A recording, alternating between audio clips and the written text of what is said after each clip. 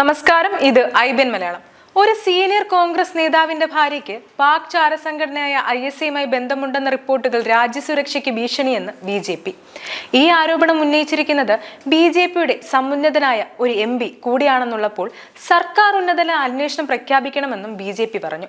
പ്രതിപക്ഷ നേതാവ് ഉപനേതാവ് ഗൗരവ് ഗൊഗോയ്ക്കും ഭാര്യയ്ക്കും പാകിസ്ഥാനുമായും ISയുമായി ബന്ധമുണ്ടെന്ന് വളരെ അസ്വസ്ഥതപ്പെടുത്തുന്നുണ്ടെന്നും ഗൗരവമേറിയതായ വസ്തുതകൾ പുറത്തുവരുന്നുണ്ട്.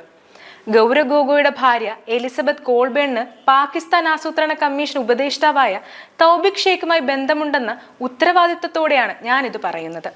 ഇത് രാജ്യത്തിന്റെ ദേശീയ സുരക്ഷയ്ക്ക് ഭീഷണിയാകുന്ന ഗുരുതരമായ പ്രശ്നമാണ്. അതിനാൽ ഗൗരവ് ഗൊഗോയ് പുറത്തു വന്ന് ISI, പാകിസ്ഥാൻ എന്നിവയുമായുള്ള എലിസബത്തിന്റെ ബന്ധങ്ങളെക്കുറിച്ച് വ്യക്തമായ വിശദാംശങ്ങൾ നൽകേണ്ടതുണ്ടെന്ന് രാഹുൽ ഗാന്ധിയോടും മല്ലികാർജുൻ ഖാർഗെയോടും ചോദിക്കാൻ ഞങ്ങൾ ആഗ്രഹിക്കുന്നു. എന്തുകൊണ്ടാണ് എലിസബത്ത് കോൾബേൺ പാകിസ്ഥാൻ ISI ഏജന്റുമായി ചേർന്ന് പ്രവർത്തിക്കുന്നതെന്നും അദ്ദേഹം ചോദിച്ചു.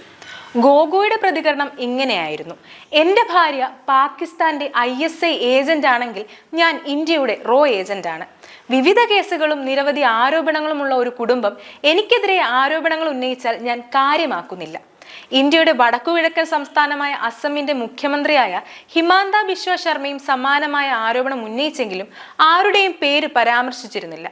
ISI ബന്ധങ്ങൾ, ബ്രെയിൻ വാഷിംഗ്, റാഡിക്കലൈസേഷൻ എന്നിവയ്ക്കായി യുവാക്കളെ പാകിസ്ഥാൻ എംബസിയിലേക്ക് നയിക്കൽ, കഴിഞ്ഞ 12 വർഷമായി ഇന്ത്യൻ പൗരത്വം സ്വീകരിക്കാൻ വിസമ്മതിക്കൽ എന്നിവയുമായി ബന്ധപ്പെട്ട ഗുരുതരമായ ചോദ്യങ്ങൾക്ക് ഗൊഗോയ് ഉത്തരം നൽകേണ്ടതുണ്ടെന്നും ശർമ്മ പറഞ്ഞു. തനിക്കെതിരായ ആരോപണങ്ങളിൽ നിന്ന് ശ്രദ്ധ തിരിക്കാൻ മാത്രമാണ് അസം മുഖ്യമന്ത്രി ഈ ആരോപണങ്ങൾ ഉന്നയിക്കുന്നതെന്ന് ഗൊഗോയും പറഞ്ഞു. ഇത് പരിഹാസ്യമായ കാര്യമാണ്. BJPക്ക് ഒന്നും ചെയ്യാനില്ല. ആരുടെയെങ്കിലും ഭൂമി കയ്യേറ്റ കേസുകളിൽ ഒന്നിനു പുറകെ ഒന്നായി കണ്ടെത്തുകയും മാനനഷ്ട കേസുകൾ ഒന്നിനു പുറകെ ഒന്നായി ഫയൽ ചെയ്യപ്പെടുകയും ചെയ്യുന്നു. അടിസ്ഥാനരഹിതമായ ആരോപണങ്ങളാണിവ.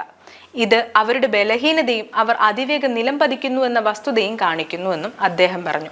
ഇത്തരം ആരോപണങ്ങൾ ഉന്നയിക്കുന്നവർ അവരുടെ കുടുംബം ഭൂമി കയ്യേറ്റ കേസുകൾ നേരിടുന്നതും ഒരു റിസോർട്ട് സ്ഥാപിക്കുന്നതിനെ കുറിച്ചുള്ള ചർച്ചയിൽ ഏർപ്പെടുന്നതും കാണണം. പുതിയ BJP അധ്യക്ഷൻ ദിലീപ് സൈകിയ 2-3 മാസത്തിനുള്ളിൽ മുഖ്യമന്ത്രിയാകുമെന്ന ആശങ്കയിലാണ് അസം മുഖ്യമന്ത്രി. ഡൽഹിയിലെ BJP നേതൃത്വത്തിന് ശർമ്മ കുടുംബത്തിന്റെ ഭൂമി കേസുകളെ കുറിച്ച് അറിയാം.